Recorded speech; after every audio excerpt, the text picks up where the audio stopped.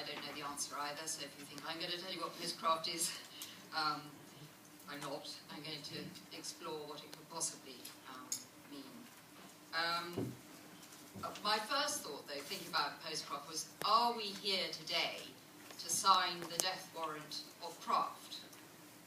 You know, is that the end of craft because there's postcraft? And I thought, no, this can't possibly be true, because actually there's always a continuum of craft going on, whatever configuration, whatever society, whatever environment, whatever economy. And I felt really postcraft joins the complex words of postmodern, post-industrial, post-medium, post-discipline, post-feminist, post-human, post-sensory, and even sort of post-conceptual. So that idea of always a kind of leitmotif, a kind of basic understanding of what all these conditions might mean, modern industry, disciplinarity, and so on. But that somehow things have shifted, and we do need to make it anew, to look freshly at what's going on. I mentioned a while ago that Grace and Perry had talked about the crafts being in a lagoon, as if somehow they were sort of moored, marginalised, irrelevant, forgotten. And I insisted that they were absolutely part of the open waters, on kind of high seas of visual culture and new modes of production. And that I would like to see the crafts as very, very central.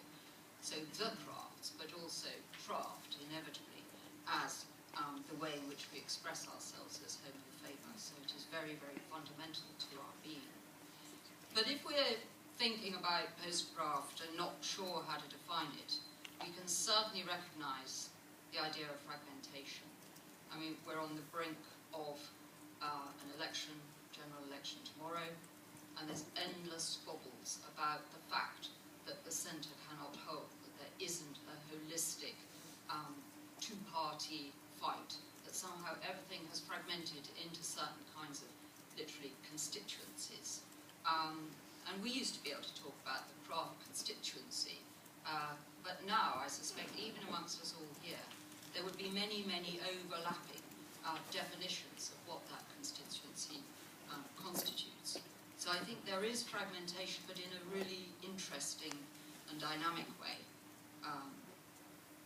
The thing that, of course, is fundamental is that craft, whatever we're going to talk about today, is about freedom and control within societies, our own self-sufficiency, our self-reliance, our self-determination.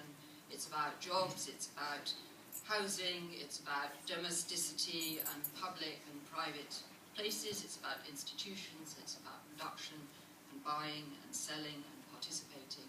It's about value and values, aesthetics and ethics, and it's particularly about not us and them anymore, but an idea of a global sense of what we're going to do in this world and what we're going to make and what we're going to say.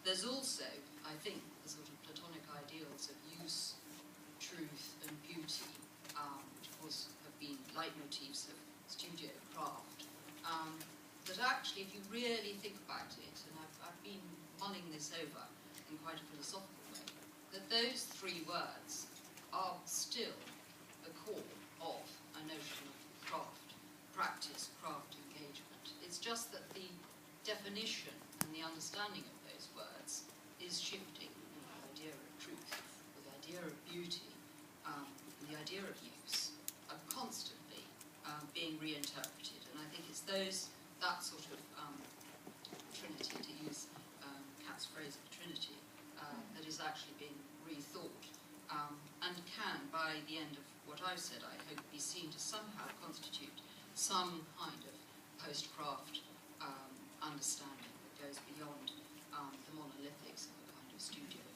craft movement. I'm quite glad we're in a cinema, actually, because I've put together a huge amount of images. In fact, one of the technicians said, oh, you've got a lot of images there. And I quite deliberately given the title Postcraft Back to the Future, because for me, as I think of what I've just outlined, there's a kind of toing and froing, and it's not just because I've actually sort of lived quite a long time now, and there is inevitably a sense of circularity. But in our own time, I think each generation, or even faster now, each 5 years, or maybe even each year, there has to be a circulation and a shifting of what's important. There has to be, for each generation, a new way of saying things and doing things, a new aesthetic, new technologies, new possibilities. Even a new sense of time and space and the senses. And I think, again, if we're thinking about use, truth and beauty, there's also time, space and senses, which for you, the sort of youngest of you here, is totally different to my early experiences, my shaping experiences of what time, space and the senses can actually encompass. So in my movie, I'm going to tack back and forth between different periods of craft practice, particularly in modern times. Actually, I don't like the phrase modern craft at all. I'm happy to explain why later. But, so I don't see it as modern, but within our time, I'm going backwards and forwards, but I'm starting very early on. And throughout is this view that I want to put across, that there is always something different, another way of doing things, another way of saying what you mean, what you intend, what's important. But at the same time, there is the fundamental question of trying to express something about being human, some sort of personal identity within the larger social groups in which we find ourselves. And so that's very much the spirit in which I just want to go through the works. It's a bit like the Eames's film, The Power of Temp, which just goes, phew. I hope that's all right.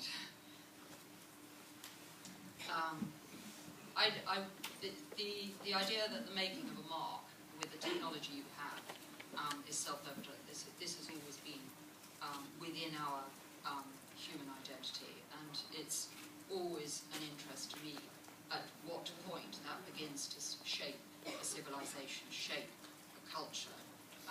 And again, all these images I'm going to show, one could dwell on for a long time and do a whole lecture just on one image, but I just want to accumulate the sensibilities.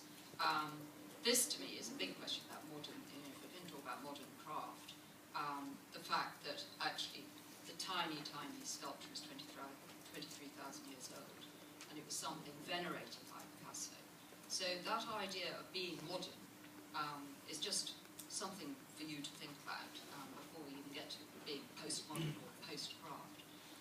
But that is, to me, something. When I saw that Ice Age art exhibition and saw that piece, I was very, very struck by the way in which time telescopes backwards and forwards, and the way in which actually technology comes to mind.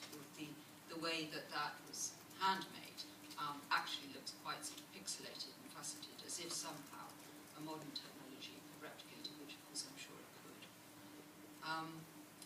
A recent book called The Enlightened Economy, which is about the Industrial Revolution, explained by Joel Mokyr, M-O-K-Y-R,